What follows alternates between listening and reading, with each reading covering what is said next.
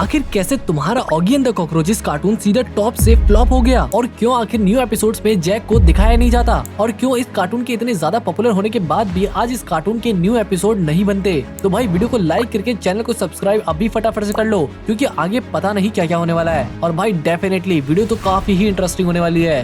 भाई ये बात तो तुम भी जानते हो कि ऑगी एक इमोशन है, वो भी हमारे सबसे बेहतरीन चाइल्डहुड का। लेकिन क्या तुम्हें सच में याद है वो स्कूल से आकर बैग फेंकना और टीवी ऑन करना सिर्फ एक आवाज सुनने के लिए?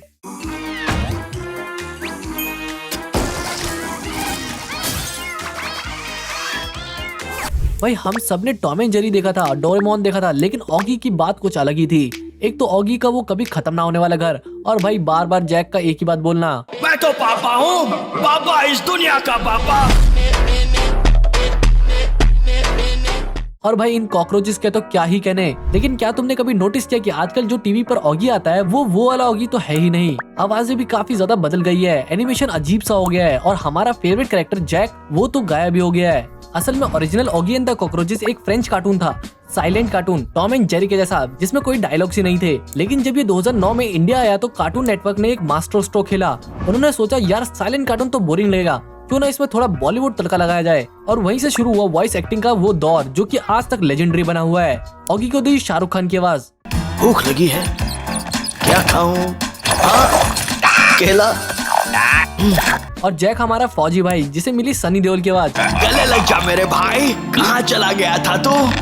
भाई वो डायलॉग स्क्रिप्ट में थे ही नहीं, वो मिमिक्री आर्टिस्ट ने ऑन द स्पॉट्स बनाए थे। बॉब द बुलडॉग को परेश रावल और सुनील शेट्टी की आवाज मिली। वो सब छोड़ो, मेरी गाड़ी का इंजन बहुत आवाज कर रहा है। और नरेटर को नाना पाटेकर की स्टाइल की वॉइस मिली।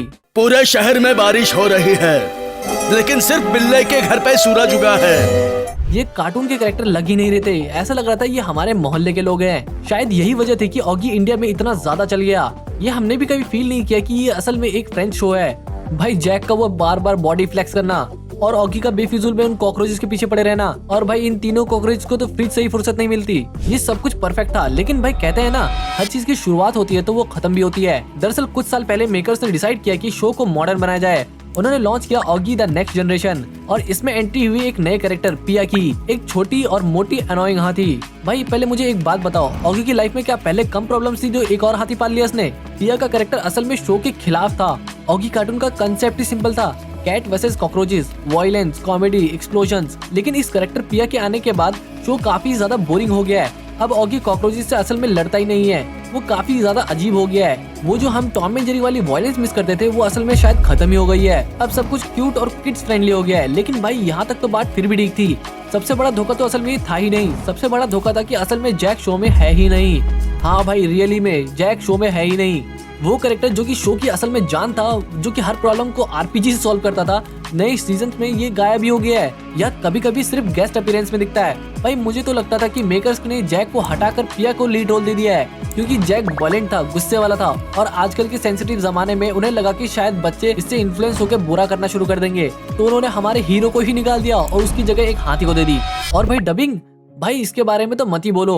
वो लेजेंडरी मिमिक्री अब पता नहीं कहाँ गायब हो गई है। अब वो काफी अजीब सी आवाज होती है जो कि कानों में भी चुभती है। लेकिन क्या शो के खराब होने का सिर्फ न्यू जनरेशन रीजन है? असल में इसका एक और बहुत बड़ा जिम्मेदार है, और वो हमारे हाथों में मौजूद है। हाँ भाई हमारा स्मार्टफोन। दोस्तों हमारे टाइम पर टीवी के रिमोट के लिए मम्मी की चप्पलें तक खानी पड़ जाती थी, लेकिन फिर भी हम ऑगी का वो एपिसोड बड़े ही ध्यान से देखते थे। भाई मैं तो रियली में ऐड भी स्किप नहीं करता था। लेकिन आज के बच्चों की अटेंशन स्पैम ही खत्म हो चुकी है। उन्हें लॉन्ग स्टोरीज नहीं बल्कि 30 सेकंड वाले यूट्यूब शॉर्ट्स और रील्स चाहिए।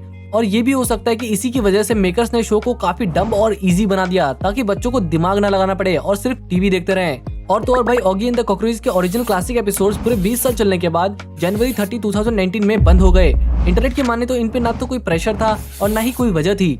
बस 20 साल तक लगातार चलने के बाद उन्हें लगा कि ओरिजिनल क्लासिक एपिसोड्स को अब बंद करने का यही सही टाइम है। अब हो सकता है कि मेकर्स को शायद पता हो कि आने वाला टाइम कैसा है, यानी कि यूट्यूब शॉर्ट्स और रील्स का, जिसमें लोगों का अटेंशन स्पैम बहुत ही ज्यादा कम हो जाएगा, और शो को लेजेंडरी और मेमोरेबल बनाने का यही सबसे परफेक्ट टाइम है। तो ये थे वो असल रीजन जिनकी वजह से ऑगी शायद बंद हो गया। बाकी अगर तुम्हारी कोई थ्योरी हो तो कमेंट्स में बताओ। और हाँ भाई अगर यहाँ तक आया तो वीडियो को लाइक करके चैनल को सब्सक्राइब फटाफट से कर लेना। लेकिन क्या तुमने कभी सोचा कि टॉम एंड जेरी ने आखिर सुसाइड क्यों कर लिया था, या फिर करेज द कवर्डली डॉग का सबसे भयानक भूत कौन सा था? भाई ये वीडियो काफी ज्यादा मजेदार और इंटरेस्टिंग है, तो डेफिनेटली वॉच करना।